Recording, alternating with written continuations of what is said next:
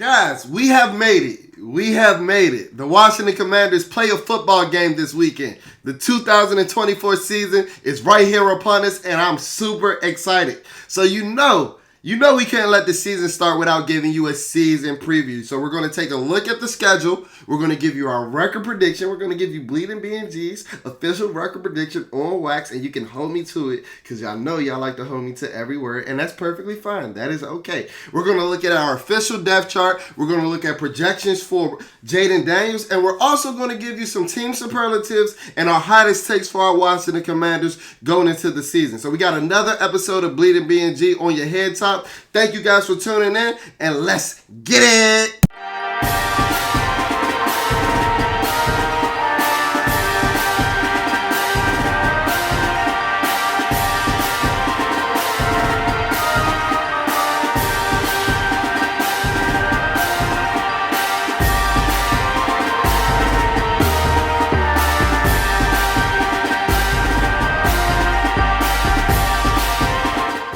Let's kick this video off by looking at the 2024 official schedule for our Washington Commanders. So I'm going to go ahead and give us our record prediction now with an outlook to the season. So this is it, guys. This is BnG's official record prediction for the Washington Commanders. So go ahead, write that down in concrete. We putting it down on wax. So we can't go back. You know how y'all like hold me to my word and things of that nature. So we can't go back. This is our official record prediction for our Washington Commanders for the 2024 season. And let's get into the schedule. So we kick off week 1 in a couple of days. In 3 days against the Tampa Bay Buccaneers on the road. Jalen Daniels versus Baker Mayfield. A lot of storylines. Tom Bowles calling us the Redskins. But yeah, I actually think that we start this season off and with this game. I actually think we get a win in this game. I know a lot of people are worried about the Bucs wide receiver core against our cornerbacks, and rightfully so. I completely understand it. But I gotta stop hearing people jazz Mike Evans like he's prime Randy Moss. Like, Mike Evans is a good receiver. Mike Evans might very well make the Hall of Fame. But we got to stop talking about them 1,000-yard seasons like he ain't barely been over 1,000 yards just for a couple of those seasons. Because guess what? Terry McLaurin was in the same scenario last year, and a lot of people in the fan base, myself included, and rightfully so, were hard on Terry because of, the production that he gave off last year. Despite Eric BnG scheme and things of that nature, Terry didn't put up the numbers that we're accustomed to Terry putting up. But those are the seasons that Mike Evans has produced. So if even Emmanuel Forbes or Benjamin St. Juste can take just a smidget of a step, because as I've always said, they're usually in good position. I'm not going to say that they're always in good position, but them just taking a bit of a step will show that they have just an inkling of ball skills and allow them to have a little bit more ball production, whether that be causing interceptions or whether that be resulting in pass deflections. I do think one of those guys are going to take a step in this, Joe Witt, Dan Quinn system that seems so favorable to DBs. And I think that might start in week 1 against the Tampa Bay Buccaneers. So I'm going to go ahead and give that a W to Washington to open the season. Now, when we move to week 2 in our home opener, so your boy BnG going to be boots on the ground at Northwest Stadium. Yes, Northwest Stadium in Landover on September 15th. Y'all tell me where the tailgates is at. Because the tailgate's been ass since 2021, if I'm being 100% honest. But hopefully I'm boots on the ground tailgating in the red zone lot. I'm pulling up to your tailgate. I just got to be invited because my mama raised me to don't go anywhere where I'm not wanted, right? So let's get into this game, though. Boots on the ground. I'm going to be liquored up after the tailgate, after the red zone lot. Hopefully off a little bit of tequila, and hopefully, and I have us predicting a beatdown of the New York Jets. I said a couple of days ago on my man Rio Robinson's podcast, I said that the Jets are the worst team in football. I think their defense might be better than some people think, but I think that offense is a fucking clown show. I think that offense is horseshit, and I think that we're going to expose them with some of the improved defensive play. Like we finally got linebackers now, right? And I know people are talking about, Bobby Wagner's age, but we did so much in that room. Like all of those guys can't bust, right? Like if Adam Peters is the guy that we think he is, and Frankie Louvu is the guy that we think we brought in, all of those guys can't bust. And even if we get one productive linebacker, that's improvement over what we've had over the last couple of years. So I think that Jaden Daniels also is going to take this game with a cerebral approach, knowing that it's his first matchup against his college number one wide receiver Malik Neighbors. And also, if we can remember, the Giants kind of highlighted the fact that Jaden Daniels got that play wrong, regurgitating that play from Brian Daboll in the Hard Knocks episode. So I think he's, this is a guy that I think has a little bit of a chip on his shoulder, or he creates those chips and those narratives to give him a competitive edge. So just being that is the case, I have us beating the New York Giants in week 2 and starting 2-0 like last year, but it's just a different vibe. It's just a different vibe than last season. Last season was probably the ugliest 2-0 NFL team can ever start. Us almost losing that game to the Denver Broncos on the Hail Mary after being down majority of that game. One of the biggest comebacks in franchise history. And also us going against the Arizona Cardinals last year, starting out pretty slow. Before we ultimately, the defense of Montez Sweat ultimately took over that game. But I got to start in 2-0, heading into week 3 against the Cincinnati Bengals, where we will suffer our first loss. All the talk around NFL circles right now is Jamar Chase going to play week 1? And I don't necessarily know, but I do know that he will be back by week 3. Because I don't think that he want to miss too many game checks. And I think that, this has got to set out most of training camp holding in. And I think that he might not have, the most elite chemistry with Joe Burrow coming out of the gate. But I think that they'll have that by week 3. I think that they'll have that by week 3. And Jamar Chase is the receiver that I'm hearing people hype up Mike Evans to be this week. Like, Jamar Chase is that top 5 receiver in the NFL in 2024. And, Benjamin St-Juste and Emmanuel Forbes are going to need to take a couple more steps than the ones I alluded to early in the episode to be able to do anything against Benjamin St-Juste and the likes of T. Higgins and Joe Burrow. So just for the simple fact that, we're still in a quasi-rebuild year. I don't know if we're going to be saying that after the end of this schedule with my record prediction. But we're still working and building towards something early in the season. And the Monday night woes of the Washington franchise continue, despite new ownership. We still got got to take a couple more at bats to try to overcome those Monday night woes that we've been so accustomed to over the years. So as of right now, after week 3, I have us at 2-1 with a loss to the Cincinnati Bengals. All right. The Arizona Cardinals. This has been a swing game for me. This is one of the games on the margin I've been flipping back and forth with, because I personally think that the Arizona Cardinals are going to be a lot better than people expect. I think their Vegas win total is about 7.5 right now, or 6.5 right around where we are. Cliff Kingsbury is going to be making his return to the desert for the first time since he was the head coach of the Arizona Cardinals. But due to the fact that I think that this is Kyler Murray's revenge tour, he hasn't had an elite season since 2021. He hasn't had a decent season since 2022. So I think that this is his bounce back year. And this has more to do with the Arizona Cardinals than it does the Washington Commanders. I think the Arizona Cardinals are going to be a lot better than people think.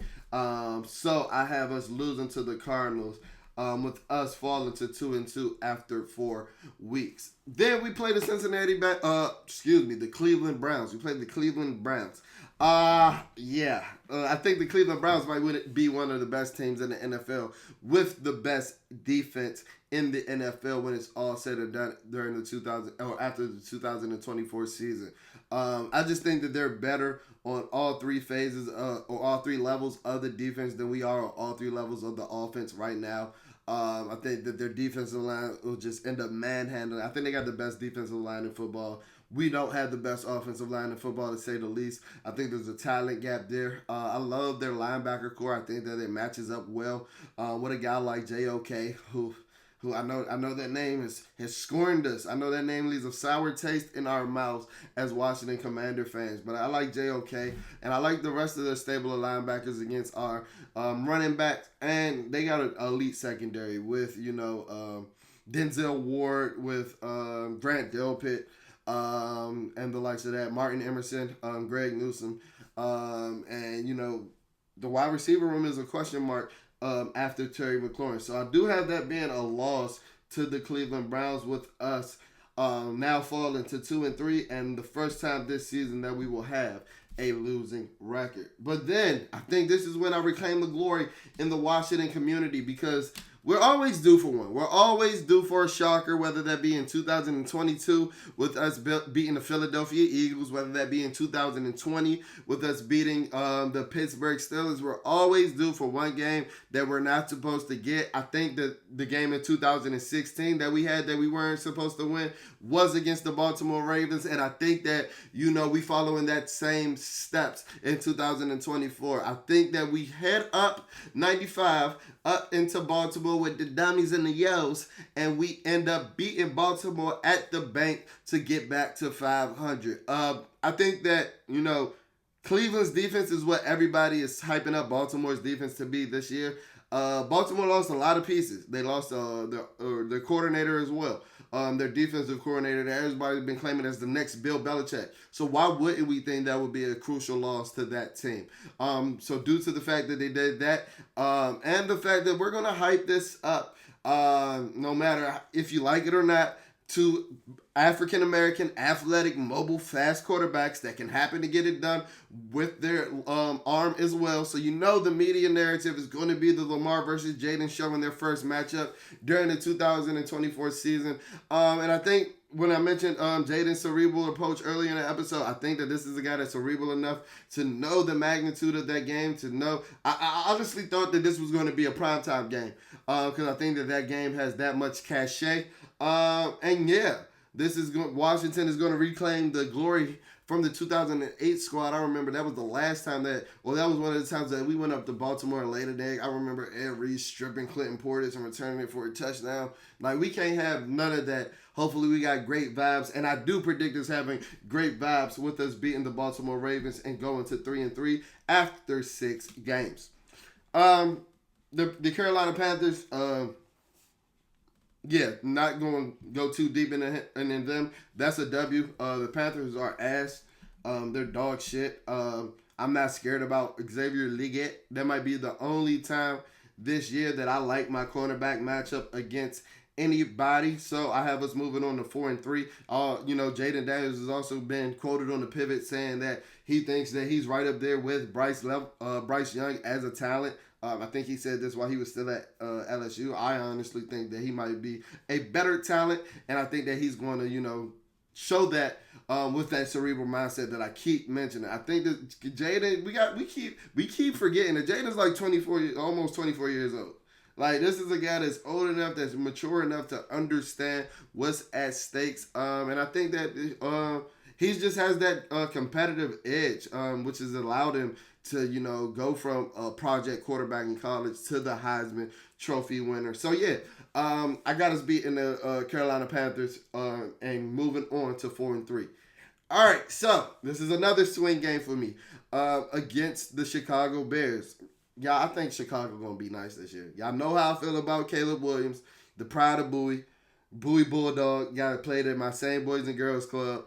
And I think he's starting to win over America's hearts after Hard Knocks, and the talent has always been there. They gave him elite supporting cast with the likes of Roma Dunze, Keenan Allen, no matter how fat he is or how fat the reports are saying that he is, and DJ Moore. So it's a lot of guys coming back home to play in that game, and I think that Caleb's going to have a day. The hometown kid is going to have a day back in Landover, back in Maryland. And the Browns defense is, the Bears defense is a lot better than people give them credit for. They were good last year, and then they were damn near elite once they got our, former Washington football player, Washington Commander in Montez Sweat. And I think that Jalen Johnson is one of the best cornerbacks in football. So If Terry doesn't win that matchup, that's one of the few matchups I don't project him to be, super elite in. And yeah, I got us falling to 4-4 after 8 games with a loss against the Chicago Bears. Now moving on, I think we sweep the Jets. I told you, I think they're the worst team in football.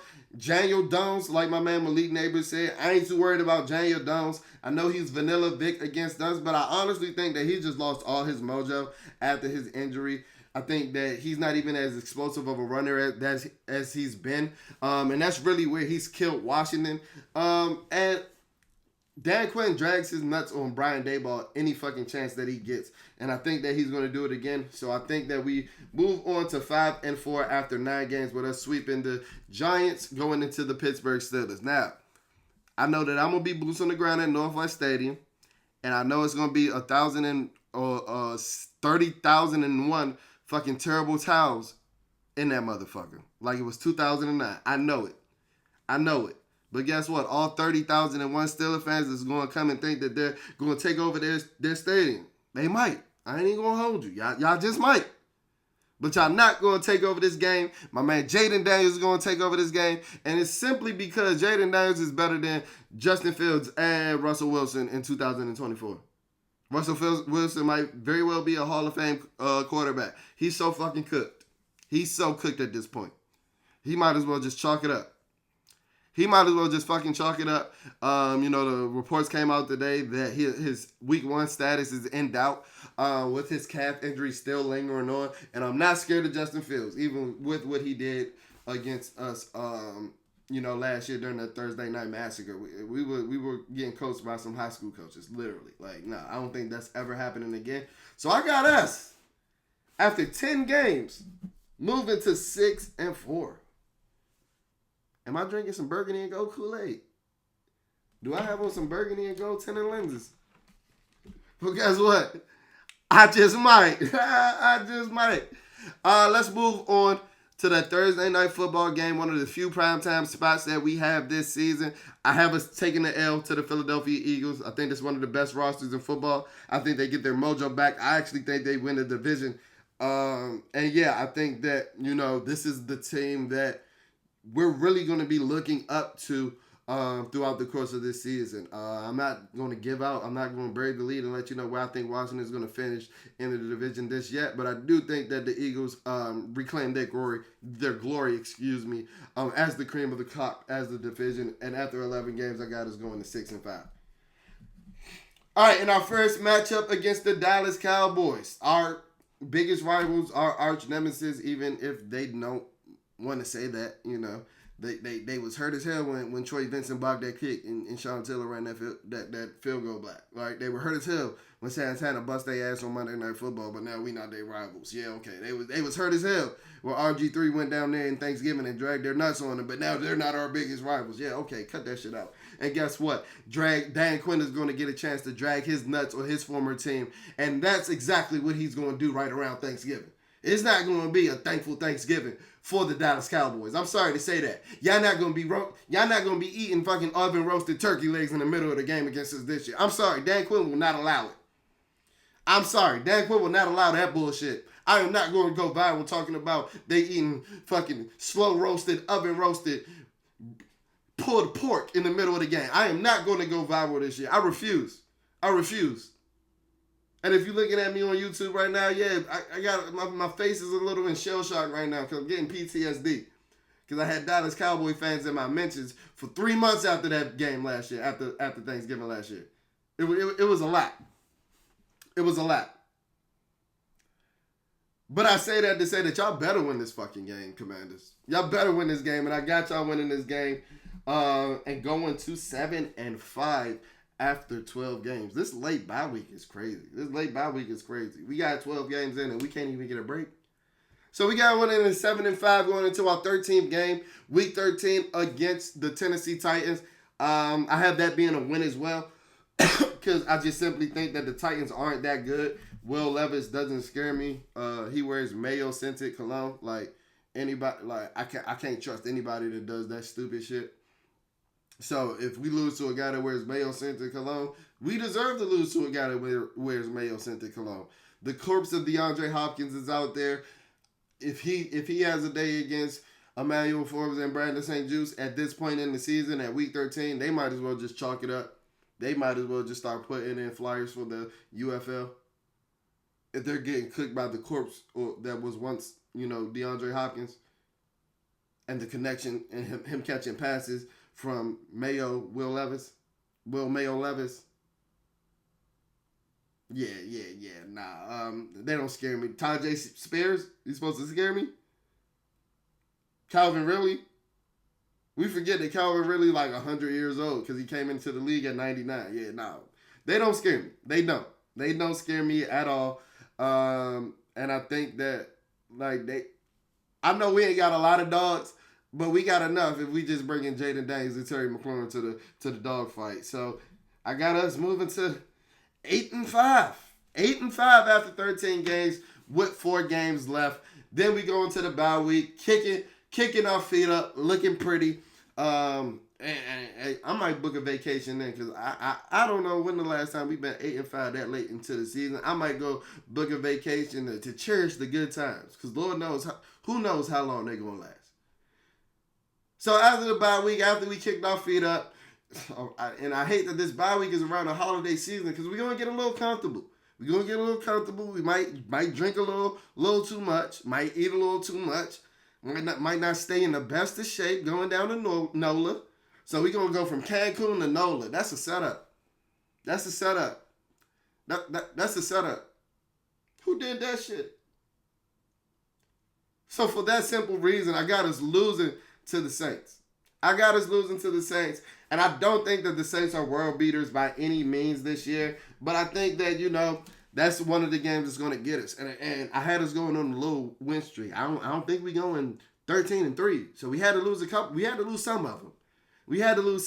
And this was one of the games that I kept going back to. And I was like, they might get us off of a bye week. I'm not necessarily sure of Dan Quinn's, record after a bye week as a head coach and a coordinator. But I know he does have experience against the Saints. But as you know, as I mentioned before, with the Ravens win, we always win one that we're always not expected to win, and we always lose one that we think is a shoo-in going into the game. And a lot of people think the Saints might be the worst team in the league this year, and I think we overlook them after the bye week, and we fall to 0-6. All right. After the 14th game, after week 15, I got us beating the Eagles in week 16, couple of days before Christmas. So we're going to have a very Merry Christmas, beating somebody that we've had a lot of trouble with over the course of the last couple of years. I know they swept us last year, and it just feels good to get a couple of wins in the division because I forgot that feeling. I forgot what the fuck that felt like. And while I said that I believe that the Eagles are going to be the cream of the crop in the division this year, I think that we're going to be right there. And if you don't see that by this point in this schedule outlook, I don't know what to tell you. So I got us going 9-6 after that win against the Eagles, moving into the last 2 games. I got us beating, I have us losing to the Falcons. Then falling to 9-7. And then we're really gonna be looking at that playoff hunt. This is really where we're gonna be looking at the in the hunt. We're really gonna be looking at the Sunday Night Football where they talk about all the mathematical formulas because I think the Eagles are gonna have the division. So this is gonna be the week where we're holding our asses tight for the next week. And we're used to this. We're used to this feeling. I don't know why we're not. Like this is like 2016 all over again, going into the final week in week 18 with a 9-7 record against the Dallas Cowboys. And I do think we end up sweeping the Dallas Cowboys this year with our record going to 10-7 in year 1 of the Dan Quinn and Adam Peters era. And I do have that record being good enough for us to solidify a wild card spot. So y'all let me know. Am I crazy? Let me know what's your official record prediction. But you guys have it here now, finally on wax. Our official record prediction from Bleeding BnG. I have our Commanders going 10-7 this year, making the playoffs. And you always going to have a little bit of hope when you seem to have a franchise quarterback. So yeah, that'll do it with this schedule prediction. Let's get to the rest of this episode.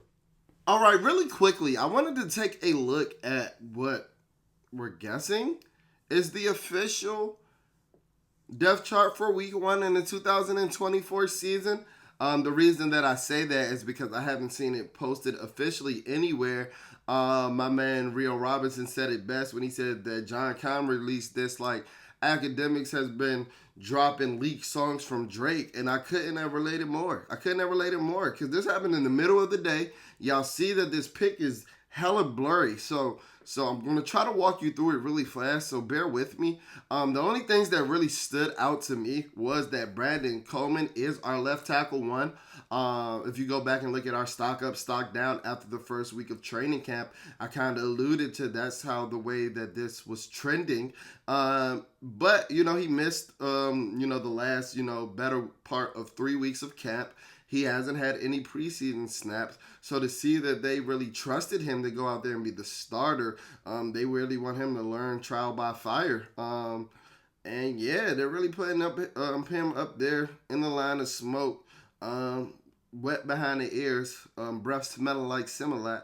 And yeah, that stood out to me. Also, Luke McCaffrey being the starter at the boundary receiver opposite Terry McLaurin. He's there before De'Ami Brown, which wasn't the case after the unofficial depth chart going into week one of the preseason. Now, this was a bigger shocker to me because, as I told you, when I was down in Ashburn, boots on the ground at the practice that I went to, as well as, the Washington Bee reporters were just talking about how Luke didn't get a lot of reps with the starters early in camp. I don't know how much that has changed since, the media hasn't been able to watch practice since training camp officially closed. And, since the fans haven't been there since the first couple of weeks of training camp. So I don't know how much better he's gotten, or I don't know if they're just trying to throw off the opponent. But I do think that this is going to be a wide receiver two by committee approach. So I do think we're going to see Noah Brown line up opposite of Terry at times, De'Ami Brown, and Luke McCaffrey as well. And I do think we're going to see Luke McCaffrey in the slot. But one thing that I do know is that we are going to use these receivers because no matter how much he wants to tell you that he's not just a hardcore air raid guy, Cliff Kingsbury uses a lot of air raid principles. So while I do think that we're going to run some 12 and 13 personnel, I think we're going to have a lot of 40 and 50 personnel out there as well. So looking at the defense, the one thing that stuck out to me, not too much stuck out to me because the depth chart and just knowing how the defense is going to operate. Shit, Joe Witt Jr. told him yourself that we got about 17 starters when you talk about sub packages, whether that be the nickel, the dime, and things of that nature. So the depth chart really wasn't going to move me on the defensive side of the ball too much because I do think that we have a bunch of chess pieces that can play all over the field, whether that be Quan Martin, cosplaying between a safety and a nickel corner, whether that be Dom Hampton cosplaying as a dime linebacker and a strong safety. Same with Jeremy Chin in those same roles as well. But one thing that stuck out is a guy that I didn't really consider a chess piece, but they might be looking at him a little differently, is Dante Fowler Jr. He was listed as an outside linebacker. I do think that he's been more of defensive end in a 4-3 scheme, which I think that we're going to be running a lot of this year. So is he going to be rushing from a 2-point stance? I don't know if he's necessarily the most explosive in coverage. So that was something that was interesting to see. And yeah, Jamin Davis is listed as a lineman as well. And yeah, as I mentioned before, the depth chart didn't really move me too much with the defense. The only thing that really concerns me is the cornerback play. I need one of these guys to step up. Mikey Sanders still is starting in the slot. Shit, if he needs to start in 2 wide receiver sets, let that man start. If Benjamin St. Juste and Emmanuel Forbes ain't getting the job done, put Mikey out there. He's showing you that he's a big enough dog. He's a big enough competitor that he might be able to overcome his size, just like the likes of Darryl Green. Not saying that he's Darryl Green, but Darryl Green was able to overcome his size. He was going against 6'8" receivers. What was the Harold Kyle Markle out there in Philly and things of that nature. We ain't got nobody 6'8" in the league today. And the special teams are the usuals. Was a little disappointed. Was a little disappointed to see old man Jameson win that punt returner role. And not because it's Jameson. I love Jameson. Jameson's a real Redskin. He's a guy that spent majority of his career here. I think he said I saw a video. He said he was going into year 10. Jameson's an OG now. The only reason that I wasn't just too fond of seeing that is that I think that Jameson has 10-year-old in the league legs. I don't think that he comes with a lot of juice. So we're going to be getting a lot of fair catches and just guaranteed possession catches on our punt return. So that's just my biggest takes from looking at the official depth chart for the 2024 season. This is going to move. This is still fluid. So don't expect these names to be locked in cement over the course of all 18 weeks of the season. But yeah, that's just my opinion on the initial official depth chart going into week 1 of the season. And let's get into the rest of this video. All right, so it wouldn't be a season preview video if I didn't give you some hot takes. It wouldn't be us. Some bold takes. That wouldn't be us over here at Bleeding BnG, because you come to us for the most raw, uncut, and unfiltered analysis on your Washington Commanders. So I'll be remiss if I didn't give you some hot, bold takes regarding our Washington Commanders going into the 2024 season. Y'all let me know. Am I drinking the Kool-Aid? But I do have some burgundy and gold tinted lenses. All right, so my first bold prediction, my first hot take. I've been saying this on the timeline for a while. I think that Sam Cosmi, who was extended, got a 4-year extension yesterday. Shout out and congrats to my boy Sam. He's going to be here for the long run. So my first bold take, my first bold prediction, my first hot take is that Sam Cosmi is going to be the first team All-Pro since Brandon Scherff in Washington for the 2024 season. This is our first All-Pro. Now, ironic that it comes from the same position, that right guard position, but I think that Sam Cosmi is going to solidify himself as one of the best guards in the NFL this year. He was trending that way towards the back half of last season. He was a damn stud. Go look at the PFF numbers if you think that I'm lying. But he's a damn dog. And you saw that in his video yesterday. The biggest thing, I mentioned the likes of Brandon Scherff. The biggest difference between them and Sam Cosmi seems like he wants to be here. You're going to have a hard time convincing me that I'm convinced that Brandon Scherff never wanted to be a Washington Commander. Now, he balled out and he didn't really let that affect his play. But if you go back and watch a lot of his interviews from even when he was young, I just didn't think that he was super fond of Washington. And why would you with the dysfunction that we had? So he might have just been onto that dysfunction, early on in his career. But my first big take, my first bold take is that Sam Cosmi is our first All-Pro since Brandon Scherff in the 2020 for the 2022 season, excuse me. My second bold take is that Brian Robinson ends up being top 5 in rushing in the NFL this season. If you look over the course of the last couple of years, rushing totals have gone down in the NFL. Christian McCaffrey led the league in rushing last year with not even 1,500 yards.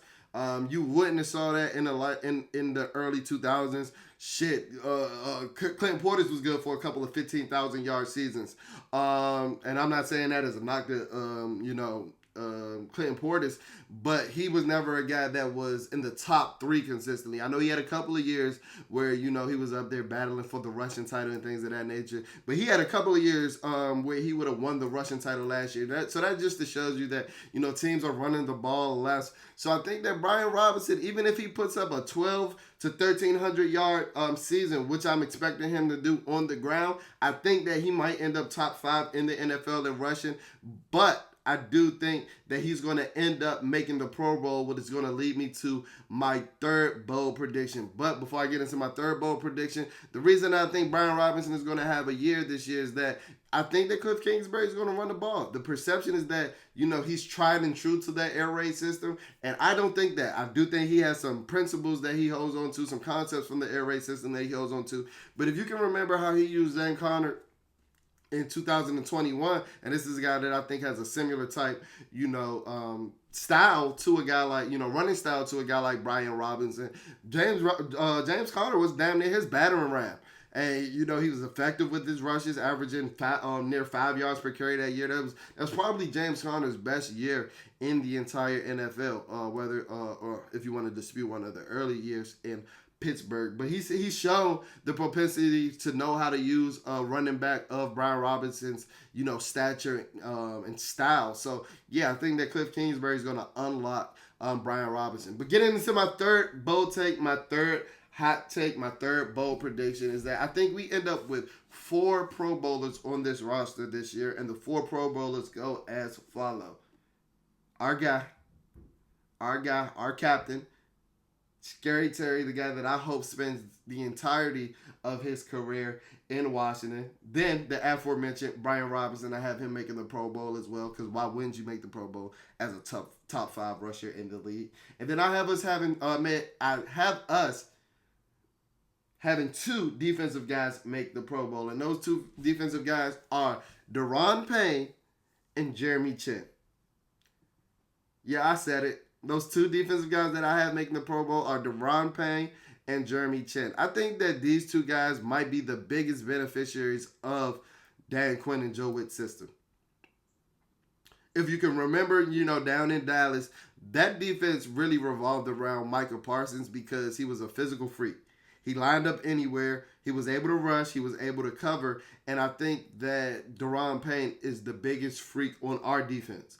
Now, I'm not saying that he's the level of freak, no diddy, that Micah Parsons is, but when you just talk about a height, weight, speed, twitched up specimen, Daron Payne is that guy. And he's still only, 26 years old, 27 years old at the most. He is that guy. I remember seeing a picture from one of the early days in camp, and it looked like Daron Payne was rushing from a 2-point stance. So if he can get that 2022 pass rush, production back where he had 11.5 sacks to go along with him making some splash plays in the backfield, I think that it's now or never if Daron Payne is really going to make that leap into elite defensive tackle category, where you're talking about him being amongst the likes of like a Chris Jones or Aaron Donald before he retired. I think that this is his make or break year in being in that tier of defensive tackle. And Jeremy Chin, we know what Dan Quinn has done with big safeties.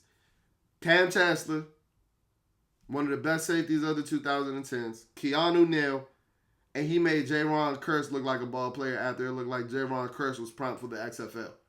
And Jaron Kearse was my dude coming out of Clemson. But his first couple years in the NFL was rocky until he met with Dan Quinn. And he was looking like a damn stud. Just go look at a couple of Washington Commander versus Dallas games last year. In the last couple of years, Jaron Kearse was one of the best defensive players on the Dallas side of the ball.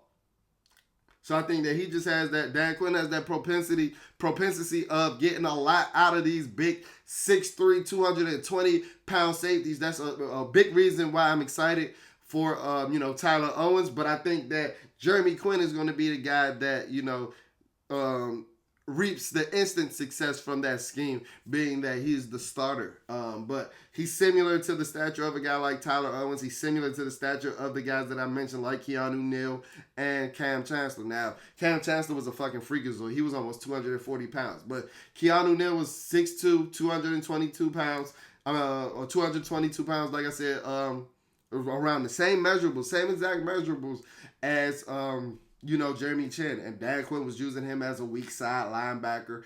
Not only when he was healthy in Atlanta, but even when he couldn't run anymore, he brought him in as a weak side linebacker in Dallas as well. So he gets production out of these type of players. And I think that, along with Daron Payne, Jeremy Chin is going to be the biggest beneficiary of being in this defense.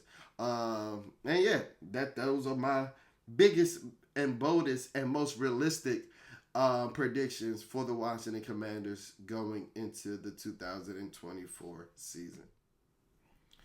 And lastly, before we get out of here, it's time to look at the main attraction.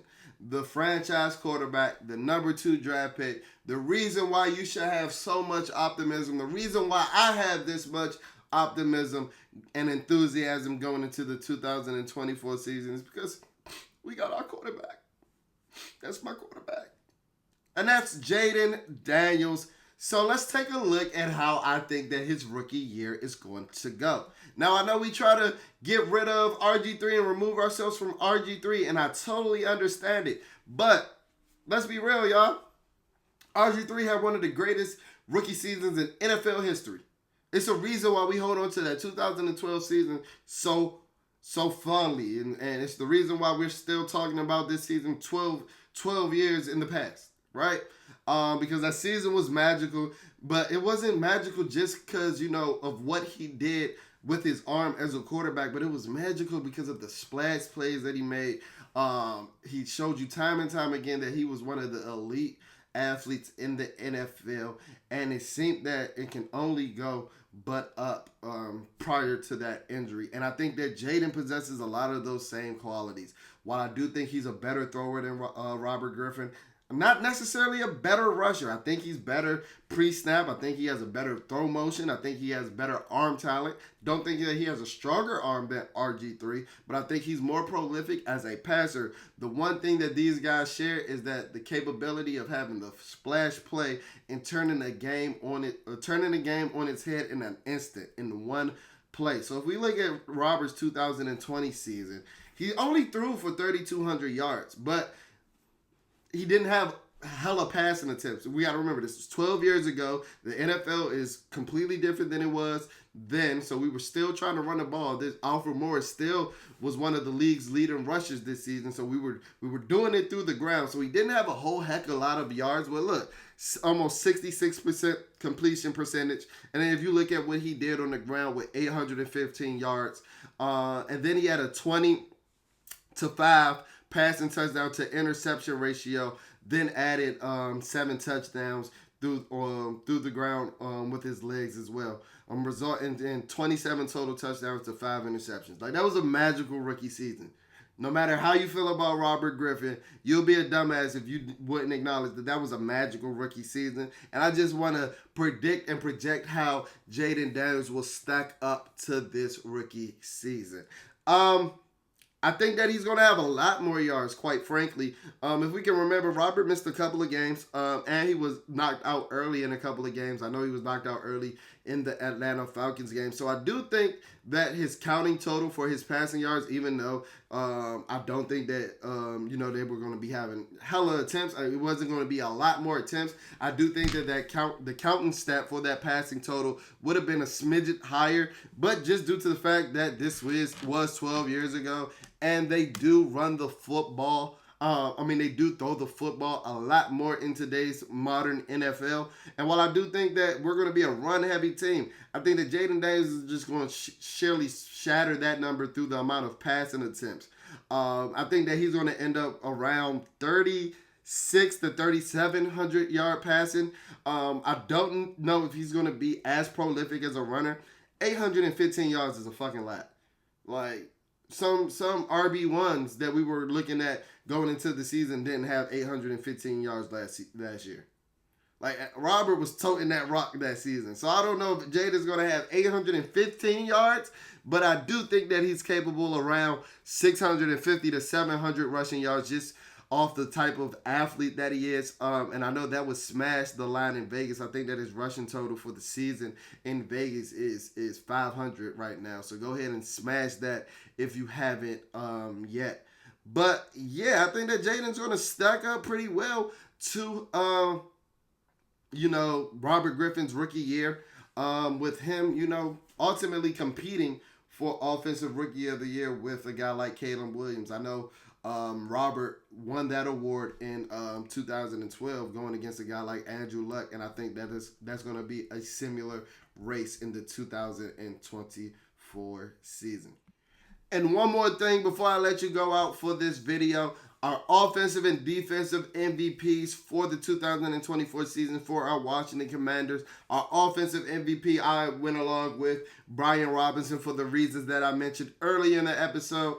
And for our defensive MVP, I went with Jeremy Chin for the reasons that I mentioned earlier in the episode as well. So that'll do it for our season preview. As always, hit that like button, hit that subscribe button, and flood that comment section. If you're not following us on social media, what are you doing? Like, really, what are you doing? Go ahead and follow us at Bleeding BnG on Instagram. That's BLEEDING BnG, and at Bleeding BnG on X, BLEEDIN BnG. So there's only one G in our X handle. If you're listening to us on audio only platforms, leave a rating, leave a review. That's how we finesse these algorithms so that whenever you're searching anything Washington Commanders, Bleeding BnG is that #1 content hub that pops up in your search bar. I'm so excited. Football season is in the air. Can you smell it? Yeah, we're here. We're back. We're so back. We're so back. I'll check in on you.